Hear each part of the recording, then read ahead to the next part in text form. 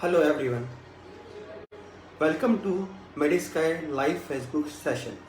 मैं doctor Ehtesham, consultant general physician, Mediskai clinic, आज आपको पोस्ट कोविड केयर के बारे में बताने जा रहा हूँ।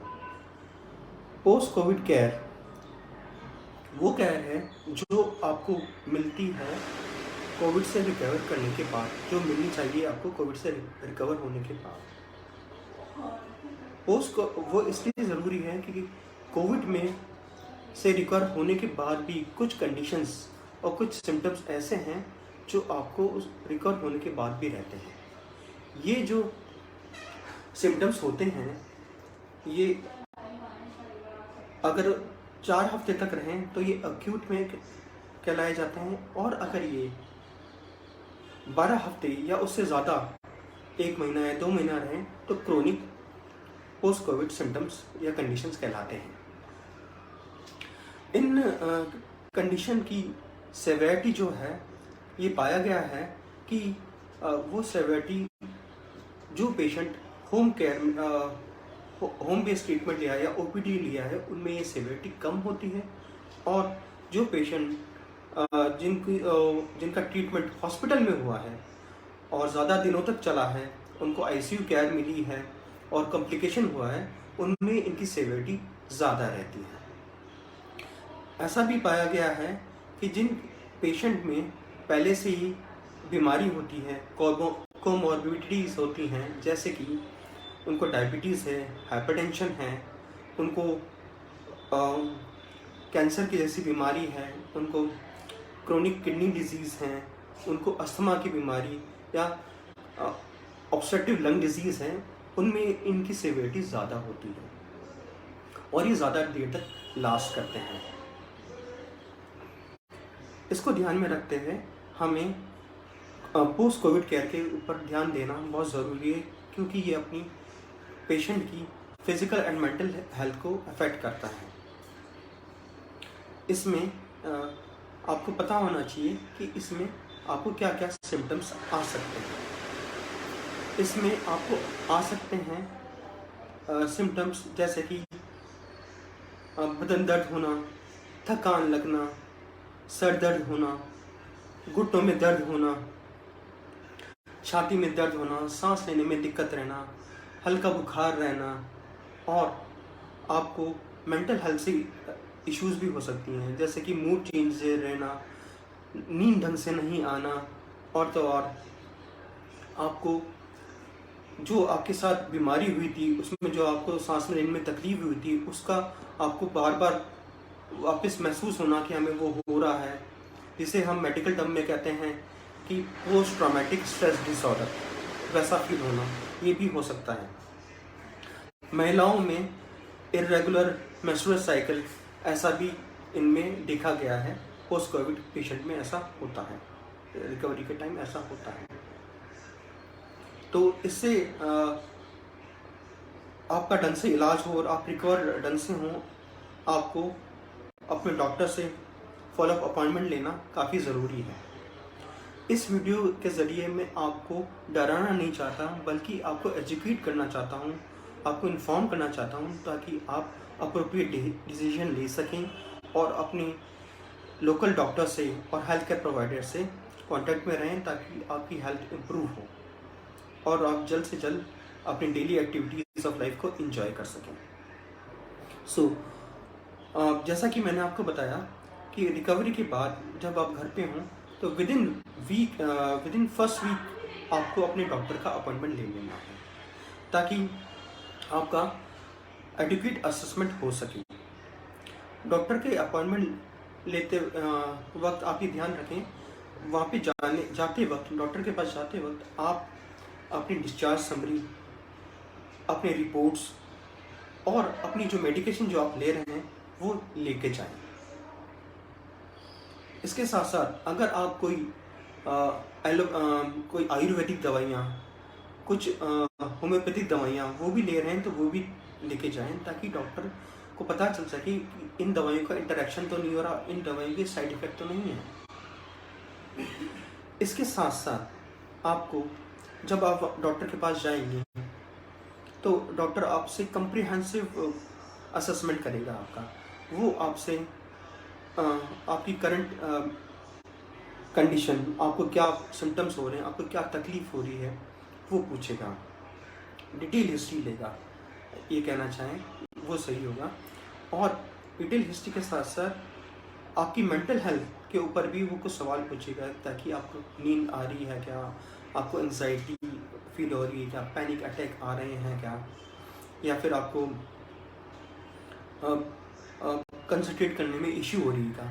इसके बारे में आपको डिटेल में अपने डॉक्टर को बताना है, ताकि आपका सही मायने में असेसमेंट हो सके। हिस्ट्री लेने के बाद डॉक्टर आपका एक एग्जामिनेशन करेगा, जिसमें आपकी वो चेक करेगा कि आपकी पल्स रेट कितनी है, आपका बीपी कितना है, आपका ऑक्सीजन सैचुरेशन कितना है। इसी के साथ साथ वो चेक करेगा कि आपका ब्रीदिंग एबिलिटी कैसी है, आपको सांस लेने में तकलीफ आ रही है क्या, ताकि लंग्स की कंडीशन के बारे में पता चले। हो सकता है डॉक्टर आपका 6 मिनट वॉक और उठक बैठक के बाद और पहले ऑक्सीजन सैचुरेशन चेक करें, ताकि उसको पता चले कि आपका लंग्स कितनी अफेक्ट हुई है इस डिजीज से, और आप कितना कोप कर पाएंगे एक्सरसाइज टॉलरेंस, आपका एक्सरसाइज टॉलरेंस कितना है।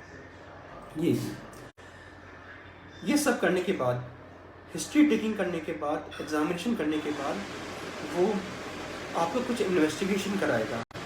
इसमें जो है रूटीन इन्वेस्टिगेशन हो सकते हैं, जैसे कि blood examination, liver function, kidney function, और या फिर कुछ स्पेसिफिक इन्वेस्टिगेशन हो सकते हैं, जैसे कि ईसीजी, 2D इको, लंग्स का चेस्ट एक्सरे, या फिर हार्ट फेलियर के कुछ टेस्ट। ये डिपेंड करता है कि आप इसकी क्या हिस्ट्री है, आपकी कंडीशन क्या है, उन पे डिपेंड करता है। और डिफरेंट हेल्थ कंडीशन, आपको पहले से कुछ बीमारी है क्या, अगर आपको पहले से डायबिटीज़ है तो वो हो सकता है कि आपकी शुगर की जांच करे, HbA1c करे, ताकि आपका पिछले 1 महीने या 3 महीने में शुगर कंट्रोल कैसा था, उसके बारे में जानकारी मिल पाए उसको। अभी हमने देखा गया है इंडिया में पेशेंट जो पोस्ट कोविड पेशेंट हैं, रिकवरी के बाद उन पेशेंट में म्यूकोरमाइकोसिस हो रहा है। ये एक नई फंगल बीमारी है जो पेशेंट में हो रही है। यूँ तो ये बीमारी इम्यूनोकॉम्प्रोमाइज, यानी जिनकी इम्यूनिटी कम में होती है उनको होती है, लेकिन ये कोविड पेशेंट में भी, पोस्ट कोविड पेशेंट में भी पाई जा रही है। इसमें लक्षण ये होते हैं कि नाक का ब्लॉक होना, सांस लेने में तकलीफ होना, चेहरे का, नाक का और चेहरे का सूज जाना, या फिर अपने चेहरे का अनइक्वल हो जाना, मतलब कि असिमेट्रिक हो जाना, अलग तरीका, एक हाथ अलग तरीका दिखने का, एक अलग तरीका, ऐसा हो सकता है। इसके लिए वो आपका नाक, गला और कान का और दांतों का एग्जामिनेशन भी कर सकते हैं टू रूल आउट म्यूकोरमाइकोसिस। तो ये हुआ अपना कोविड का असेसमेंट डॉक्टर का। ये अब इसका मैनेजमेंट कैसे करना है, इसके मैनेजमेंट के भी 2 पार्ट हैं।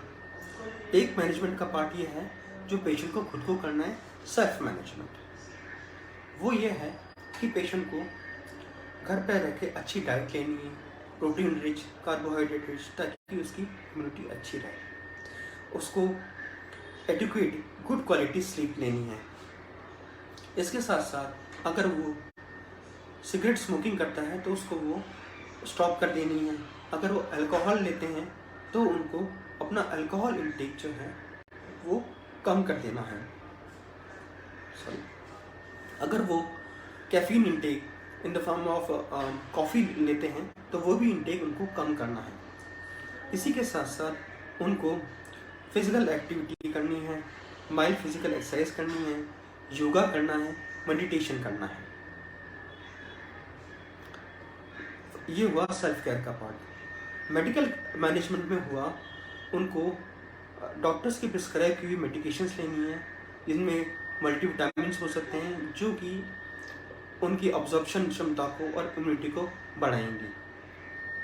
और माइनर अलाइनमेंट्स जैसे कि सर दर्द, बदन दर्द और घुटनों के दर्द के लिए उनको पैरासीटामोल एज रिक्वायर्ड वो लेनी है।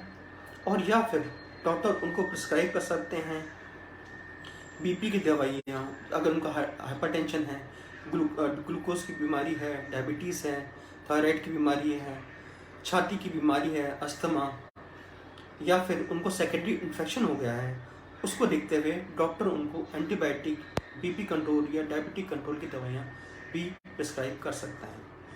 इसके साथ साथ ध्यान देने वाली बात यह है कि पोस्ट कोविड के बाद जो इम्यूनिटी जो पेशेंट पे रहती है वो कुछ महीनों ही रहती है, इसलिए आपको वैक्सीनेशन अपना ज़रूर कराना है। वक्त आने पर अपना वैक्सीनेशन कराना है और अपने फैमिली मेम्बर्स का वैक्सीनेशन कराना है। और आपको कोविड के अनुसार जो बिहेवियर है, जैसे कि मास्क पहनना, हाथ बार बार धोना, डिस्टेंस मेंटेन रखना और क्राउडेड प्लेसेस में नहीं जाना, ये बहुत ज़रूरी है।